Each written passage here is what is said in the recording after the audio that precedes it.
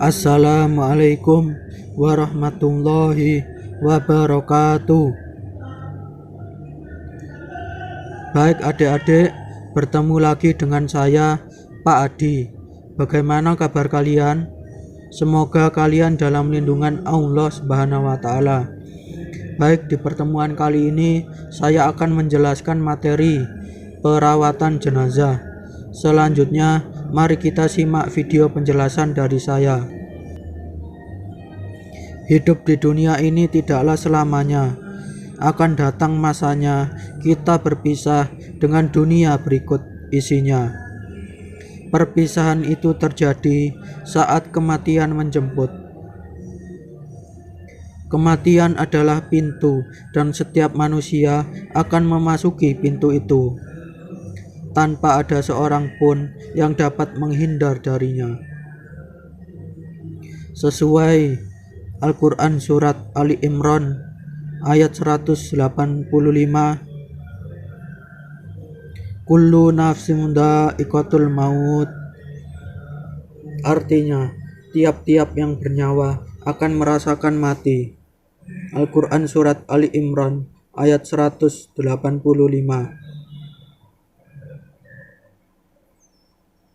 A. Perawatan jenazah. Apabila seseorang telah dinyatakan positif meninggal dunia, ada beberapa hal yang harus disegerakan dalam pengurusan jenazah oleh keluarganya, yaitu memandikan, mengafani, menyolati, dan menguburnya. Namun sebelum mayat itu dimandikan, ada beberapa hal yang harus diperhatikan terhadap kondisi jenazah, yaitu seperti berikut. 1.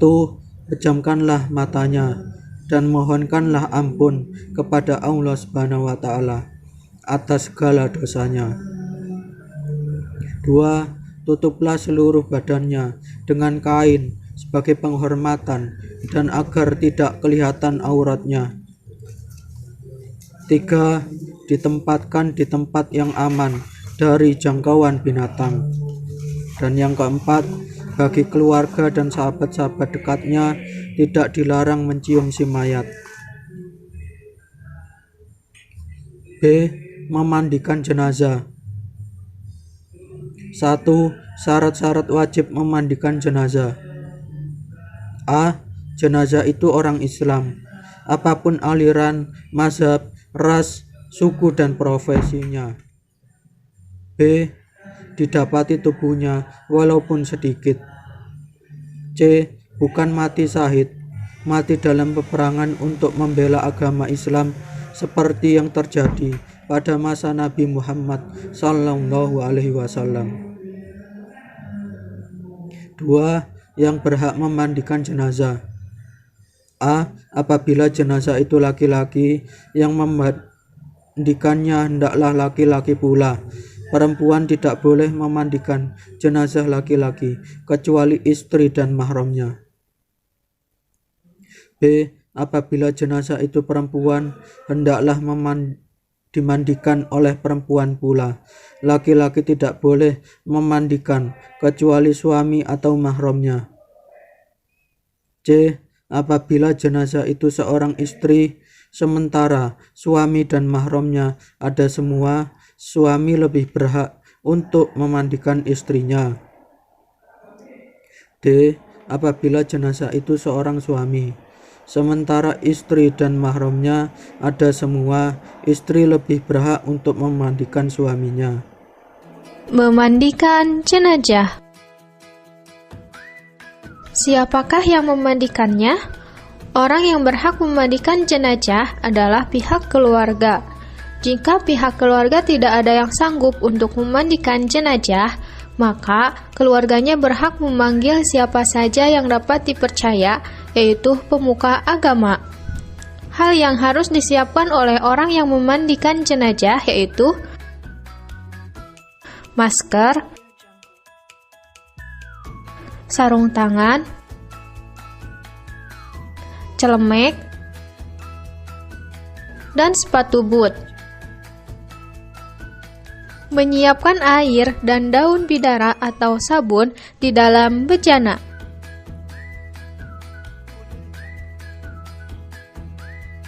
Jika 4 liter air ditambah 1 mug daun bidara.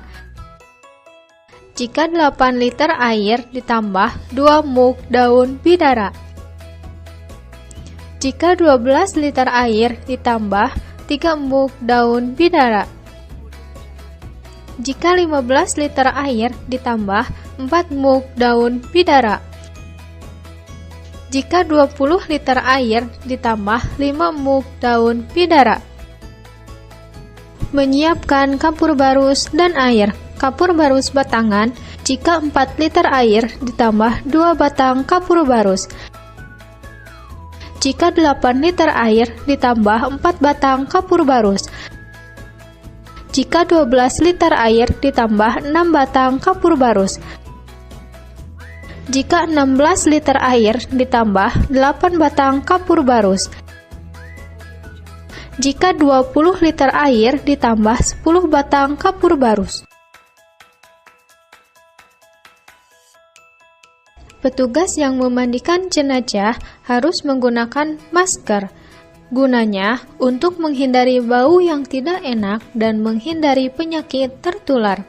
Sarung tangan, gunanya supaya tidak tertular penyakit dari jenazah. Sepatu boot dan celemek. Persiapan sebelum memandikan jenazah. Tutup jenazah menggunakan kain. Jenazah dibawa ke tempat yang tertutup. Gunakan meja yang ada lubangnya agar kotoran bisa langsung turun ke bawah. Posisi jenazah harus terlentang. Selanjutnya, melepas pakaian jenazah. Jika jenazah masih lemas, baju jenazah dibuka biasa. Dengan cara bagaimana? Satu orang memegang kain penutup jenazah yang berada di bagian kepala. Satu orang lagi memegang kain penutup jenazah yang berada di bagian kaki. Satu orang lagi melepaskan baju jenazah dan hanya orang ini yang dapat melihat saat membuka baju jenazah. Jika jenazah sudah kaku, baju jenazah mulai digunting dari bagian bawah lengan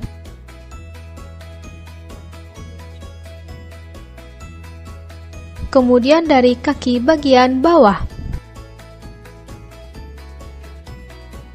Selanjutnya, siapkan air untuk proses memandikan jenazah.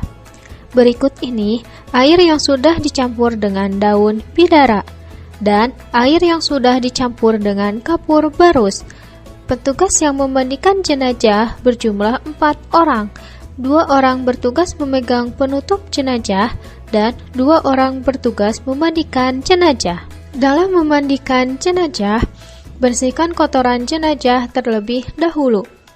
Pertama, membersihkan lubang-lubang di bagian kepala, membersihkan mata, telinga, dan hidung. Kedua, membersihkan kotoran perut dari dada sampai dengan perut bagian bawah dengan cara ditekan secara perlahan. Ketiga, membersihkan bagian dubur menggunakan handuk waslap. Selanjutnya, mewudukan jenazah. Pertama, membasuh bagian wajah.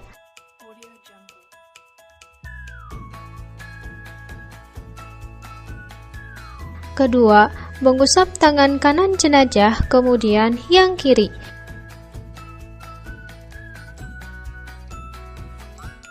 Ketiga, mengusap kepala jenazah. Keempat, membasuh kedua kaki kanan dan kiri. Selanjutnya, memandikan jenazah. Dalam memandikan jenazah, sunnah total siramannya adalah ganjil. Menyiram dari bagian kepala secara perlahan dengan hitungan ganjil. Setelah semuanya basah, kemudian disabuni dan dikeramasi. Tubuh jenazah dimiringkan ke kanan, disiram, kemudian disabuni dan digosok. Tubuh jenazah dimiringkan ke kiri, disiram, kemudian disabuni dan digosok. Setelah selesai, kemudian dibilas sampai bersih dan bilasan terakhir dengan menggunakan air kapur barus. Kemudian, handuk atau kain yang terbentang di atas jenazah ditutupkan dan dihandukkan ke tubuh jenazah. Kemudian, kain yang basah disingkirkan dan diganti dengan kain yang baru. Setelah semuanya selesai, jenazah siap dikafani. C. Mengafani jenazah. Mampu untuk membiayainya. Kain kafan paling tidak 1 lapis, sebaiknya 3 lapis bagi mayat laki-laki dan 5 lapis bagi mayat perempuan. Setiap 1 lapis diantaranya merupakan kain basahan. Abu Sulaimah radhiyallahu an menceritakan bahwa ia pernah bertanya kepada Aisyah radhiyallahu an, berapa lapiskah kain kafan Rasulullah sallallahu alaihi wasallam? 3 lapis kain putih, jawab Aisyah. Hadis riwayat Muslim. Mengkafani jenazah. Alat-alat yang harus disiapkan dalam mengkafani jenazah yaitu: pertama, kain kafan.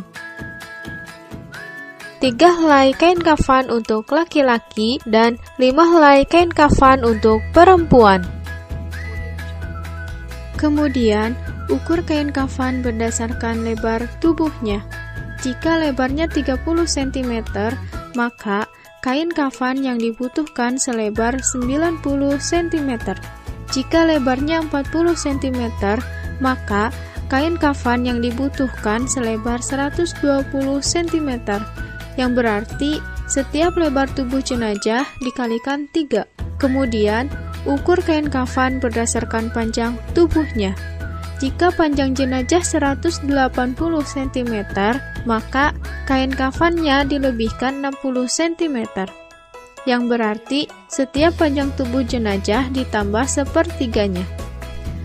Kemudian, gunting kain kafan secukupnya untuk tali pengikat jenazah. Tali pengikat jenazah yang digunakan harus dalam bilangan ganjil. Kedua, kafas.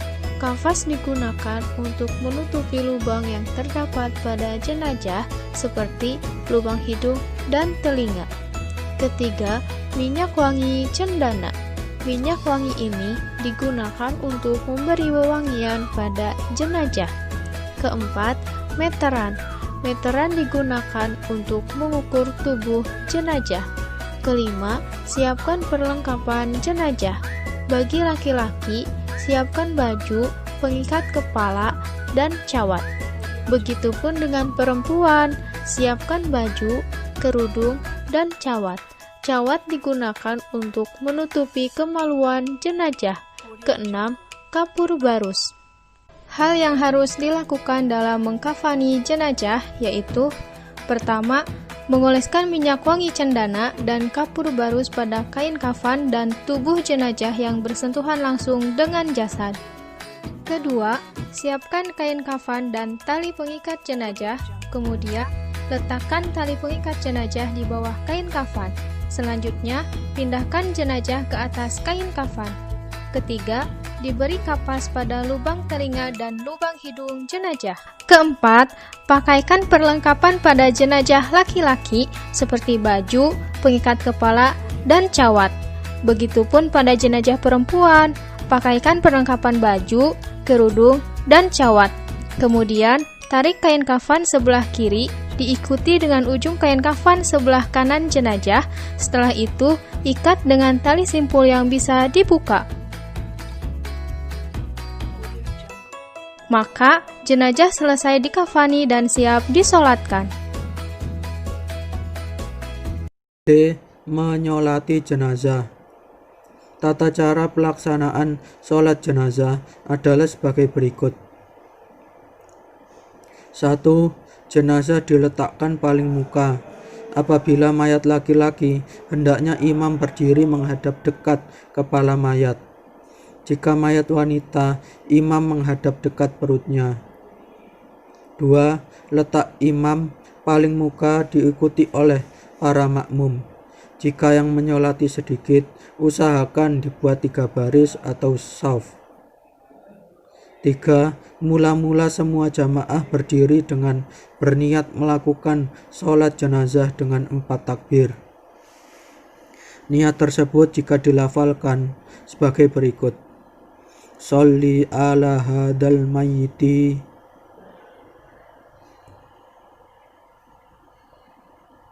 jika laki-laki usolli ala hadal mayyiti arba'a takbiratin fardal kifayati ma'muman lillahi ta'ala. Jika perempuan usolli ala hadhil mayyitati arba'a takbiratin fardal kifayati ma'muman lillahi ta'ala. Artinya, aku berniat sholat atas jenazah ini 4 takbir fardu kifayah sebagai makmum karena Allah Ta'ala. 4. Kemudian takbiratul ihram yang pertama, dan setelah takbir pertama itu selanjutnya membaca surat Al-Fatihah. 5. Takbir yang kedua, dan setelah itu membaca sholawat atas Nabi Muhammad SAW. Allahumma sholli ala Muhammadin wa ala ali Muhammadin. 6. Takbir yang ketiga, kemudian membaca doa untuk jenazah. Bacaan doa bagi jenazah adalah sebagai berikut: Allahumma ghfir, jika laki-laki, Allahumma ghfir lahu warhamhu wa'afihi wa'fu anhu. Jika perempuan, Allahumma ghfir laha warhamha wa'afiha wa'fu anha. Artinya, ya Allah, ampunilah ia, kasihanilah ia, sejahterakanlah ia, maafkanlah kesalahannya. 7. Takbir yang keempat dilanjutkan dengan membaca doa sebagai berikut: jika laki-laki, Allahumma la tahrimna ajarahu wa la taftina ba'dahu waghfir lana walahu. Jika perempuan, Allahumma la tahrimna ajaraha wa la taftina ba'daha waghfir lana walaha. Artinya, ya Allah, janganlah engkau menjadikan kami penghalang dari mendapatkan pahalanya, dan janganlah engkau beri kami fitnah meninggalnya, dan ampunilah kami dan dia. Hadis riwayat Hakim. Dan yang terakhir, ke-8, membaca salam sambil menoleh ke kanan dan ke kiri. Tata cara sholat jenazah laki-laki: usolli ala hadal mayyiti arba'a takbiratin fardal kifayati ma'muman lillahi ta'ala. Allahu Akbar. Bismillahirrahmanirrahim. Alhamdulillahirabbil alamin. Arrahmanirrahim. Maliki yaumiddin. Iyyaka na'budu wa iyyaka nasta'in. Ihdinas siratal mustaqim. Siratal ladzina an'amta 'alaihim ghairil maghdubi 'alaihim waladdallin. Amin. Allahu Akbar. Allahumma sholli ala sayyidina Muhammad wa ala ali sayyidina Muhammad kama shallaita ala sayyidina Ibrahim wa ala ali sayyidina Ibrahim wa barik ala sayyidina Muhammad wa ala ali sayyidina Muhammad kama barakta ala sayyidina Ibrahim wa ala ali sayyidina Ibrahim fil alamin innaka Hamidum Majid. Allahu Akbar. Allahumma ghfir lahu warhamhu wa'afihi wa'fu anhu. Allahu Akbar. Allahumma la tahrimna ajarahu wa la taftinna ba'dahu waghfir lana walahu. Assalamualaikum warahmatullahi. Assalamualaikum warahmatullahi. Tata cara menyolati jenazah perempuan. Usolli ala hadihil mayyitati arba'a takbiratin fardal kifayati makmuman lillahi ta'ala. Allahu Akbar. Bismillahirrahmanirrahim. Alhamdulillahirabbil alamin. Arrahmanirrahim. Maliki yaumiddin. Iyyaka na'budu wa iyyaka nasta'in. Ihdinas siratal mustaqim. Siratal ladzina an'amta 'alaihim ghairil maghdubi 'alaihim waladdallin. Amin. Allahu Akbar. Allahumma sholli ala sayyidina Muhammad wa ala ali sayyidina Muhammad kama shallaita ala sayyidina Ibrahim wa ala ali sayyidina Ibrahim wa barik ala sayyidina Muhammad wa ala ali sayyidina Muhammad kama barakta ala sayyidina Ibrahim wa ala ali sayyidina Ibrahim fil alamin innaka Hamidum Majid. Allahu Akbar. Allahumma ighfir laha warhamha wa'afiha wa'fu anha. Allahu Akbar. Allahumma la tahrimna ajraha wa la taftinna ba'daha waghfir lana wa laha. Assalamualaikum warahmatullahi. Assalamualaikum warahmatullahi. Menguburkan jenazah. Hal yang harus dilakukan dalam menguburkan jenazah yaitu menggali lubang lahat. Lubang untuk menguburkan jenazah dikenal ada dua macam, yakni lahat dan syak. Panjang galian dari permukaan tanah berukuran 200 cm. Lubang yang ada di video ini adalah lubang lahat. Dengan keterangan A. Tinggi galian 130 cm. B. Tinggi liang lahat dari dasar galian 55 cm. C. Lebar liang lahat dalam dan luar 25 cm. Dan D. Lebar liang lahat 75 cm. Selanjutnya, membawa jenazah ke kubur dari arah posisi kaki jenazah. Turunkan secara perlahan dengan membaca Bismillahi wa ala sunnati Rasul. Jenazah dimasukkan ke dalam liang lahat. Tausiah bisa disampaikan pada saat dimasukkan ke dalam lubang lahat atau setelah dikuburkan. Meletakkan posisi jenazah di dalam kubur dengan posisi berbaring ke arah kiblat. Selanjutnya, jenazah diberi bantalan kepalan tanah pada sisi kepala jenazah. Selanjutnya, melepas tali pengikat pada jenazah. Kemudian, lubang lahat tersebut ditutup oleh papan. Setelah lubang lahat ditutup, maka setiap muslim yang hadir disunahkan menggenggam tanah dengan 3 genggaman, lalu taburkan ke dalam kuburan. Kemudian, lubang kubur tersebut ditutup dengan tanah.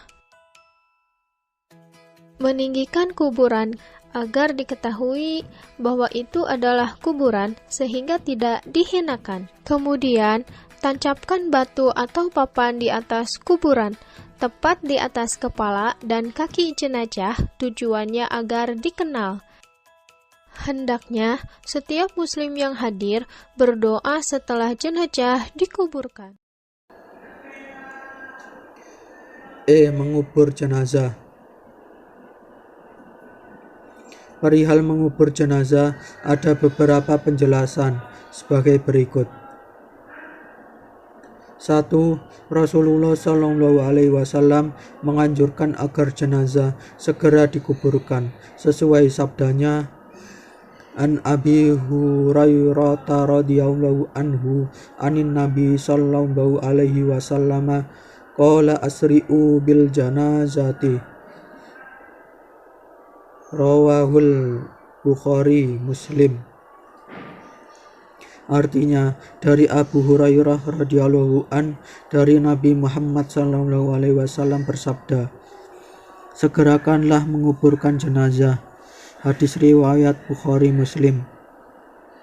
2. Sebaiknya menguburkan jenazah pada siang hari. Mengubur mayat pada malam hari diperbolehkan apabila dalam keadaan terpaksa, seperti karena bau yang sangat menyengat meskipun sudah diberi wangi-wangian, atau karena sesuatu hal lain yang harus disegerakan untuk dikubur. 3. Anjuran meluaskan lubang kubur. Rasulullah SAW pernah mengantar jenazah sampai di kuburnya. Lalu beliau duduk di tepi lubang kubur dan bersabda, luaskanlah pada bagian kepala dan luaskan juga pada bagian kakinya. Ada beberapa kurma baginya di surga. Hadis riwayat Ahmad dan Abu Dawud. 4. Boleh menguburkan 2-3 jenazah dalam satu liang kubur. Hal itu dilakukan sewaktu usai perang Uhud. Rasulullah SAW bersabda, galilah dan dalamkanlah, baguskanlah dan masukkanlah 2 atau 3 orang di dalam satu liang kubur. Dahulukanlah, masukkan lebih dulu orang yang paling banyak hafal Al-Quran. Hadis riwayat Nasa'i dan Tirmizi dan Hisyam bin Amir radhiyallahu an. 5. Bacaan meletakkan mayat dalam kubur. Apabila meletakkan mayat dalam kubur, Rasulullah SAW membaca Bismillahi wa ala millati Rasulillah. Artinya, dengan nama Allah dan nama agama Rasulullah. Dalam riwayat lain, Rasulullah SAW membaca Bismillahi wa ala millati Rasulillahi wa ala sunnati Rasulillah. Artinya, dengan nama Allah dan nama agama Rasulullah dan atas nama sunnah Rasulullah. Hadis riwayat 5 ahli hadis, kecuali Nasa'i dan Ibnu Umar radhiyallahu an. 6. Larangan memperindah kuburan. Jabir radhiyallahu an menerangkan, Rasulullah SAW melarang mengecat kuburan, duduk, dan membuat bangunan di atasnya. Hadis riwayat Muslim. 7. Sebelum dikubur, ahli waris atau keluarga hendaklah bersedia menjadi penjamin atau menyelesaikan atas hutang-hutang si mayat jika ada, baik dari harta yang ditinggalkannya atau dari sumbangan keluarganya.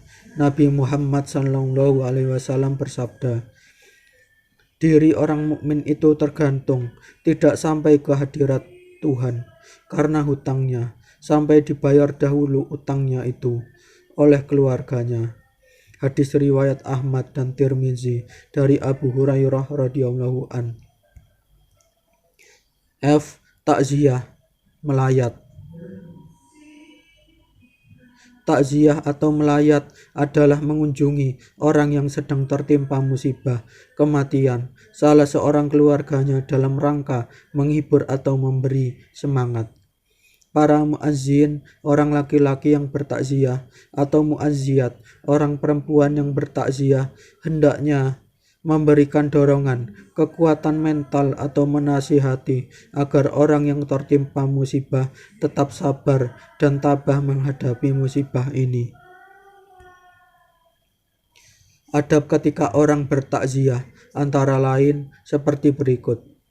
1. Menyampaikan doa untuk kebaikan dan ampunan terhadap orang yang meninggal, serta kesabaran bagi orang yang ditinggal.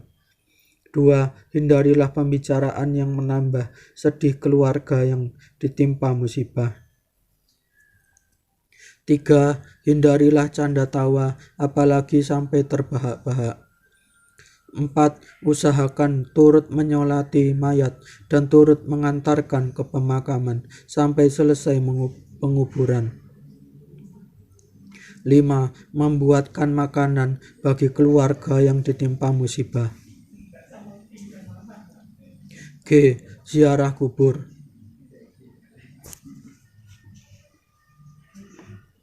Ziarah artinya berkunjung.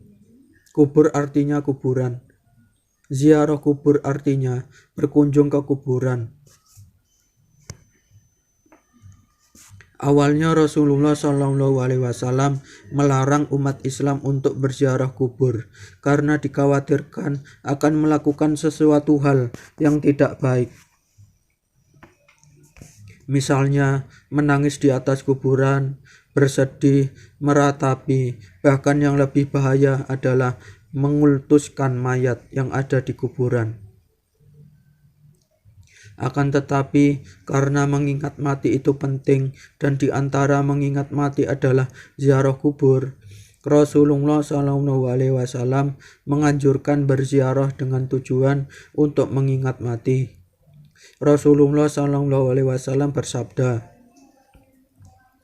An Abdillah ibni Buraidata qala Rasulullah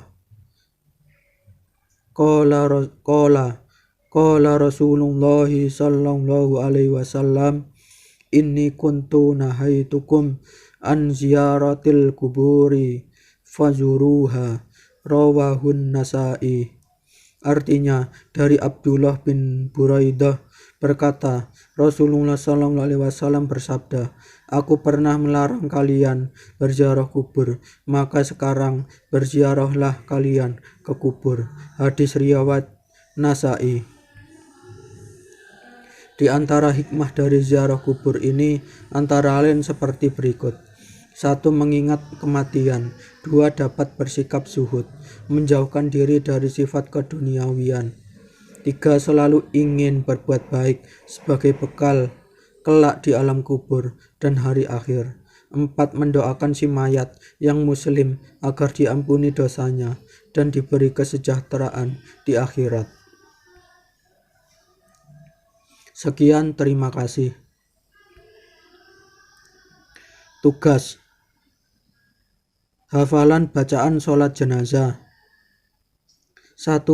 Hafalkan bacaan sholat jenazah dalam 4 takbir, dimulai dari bacaan niat untuk jenazah laki-laki dan perempuan, dan seterusnya, sampai salam. 2.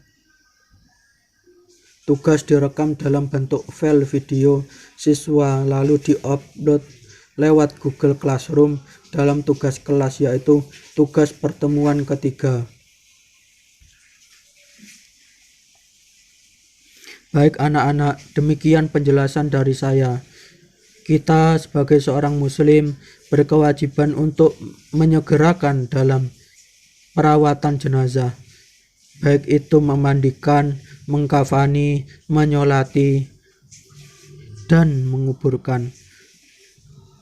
Sekian dari saya, kurang lebihnya mohon maaf yang sebesar-besarnya. Bila ada pertanyaan, hubungi saya melalui WhatsApp. Wassalamualaikum warahmatullahi wabarakatuh.